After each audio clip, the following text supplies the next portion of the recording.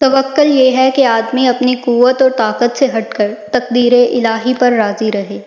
دوستی کا بھرم صرف وہ لوگ رکھ سکتے ہیں جن کے وجود میں سمندر جتنا دل ہو۔ اگر کوئی تم سے جلتا ہے تو بجائے غصہ ہونے کے ان کی جلن کی قدر کرو، کیونکہ یہی وہ لوگ ہیں جو تمہیں خود سے بہتر سمجھتے ہیں۔ رزق سخاوت میں پوشیدہ ہے اور لوگ اسے محنت میں تلاش کرتے ہیں۔ زندگی جب بھی رلائے تو سمجھ لینا کہ گناہ معاف ہو گئے، اور زندگی جب بھی ہنسائے تو سمجھ لینا کہ دعا قبول ہو گئی۔ جس طرح شبنم کے قطرے مرجھائے ہوئے پھول کو تازگی بخشتے ہیں، اسی طرح اچھے الفاظ مایوس دل کو روشنی بخشتے ہیں۔ اتنے خشک نہ بنو کہ توڑ دیے جاؤ، اور اتنے نرم نہ بنو کہ نچوڑ دیے جاؤ۔ کبھی تم دوسروں کے لیے دل سے دعا مانگ کر تو دیکھو، تمہیں اپنے لیے دعا مانگنے کی ضرورت ہی نہیں پڑے گی۔ جس سے محبت کی جائے اس سے مقابلہ نہیں کیا جاتا۔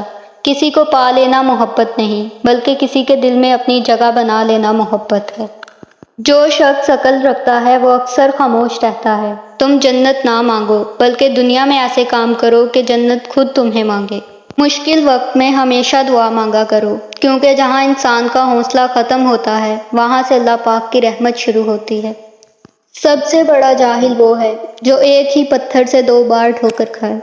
جس چھاؤں سے عزت نفس زخمی ہو، اس چھاؤں سے دھوپ بہتر ہے۔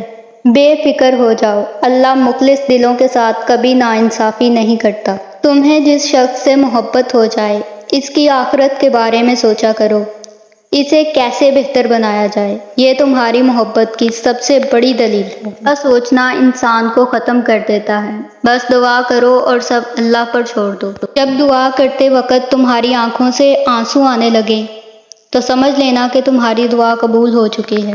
خیال رکھنا کہ کسی کی آنکھ تمہاری وجہ سے نم نہ ہو، نہیں تو تمہیں اس کے ہر آنسو کا حساب دینا پڑے گا۔ حضرت علی فرماتے ہیں جب اللہ کسی کو نیک بنانا چاہتا ہے تو اسے 3 چیزوں کا عادی بنا دیتا ہے۔ اسے کم کھانے، کم بولنے اور کم سونے کا الہام کر دیتا ہے۔ سب سے بڑا جاہل وہ ہے جو ایک ہی پتھر سے 2 بار ٹھوکر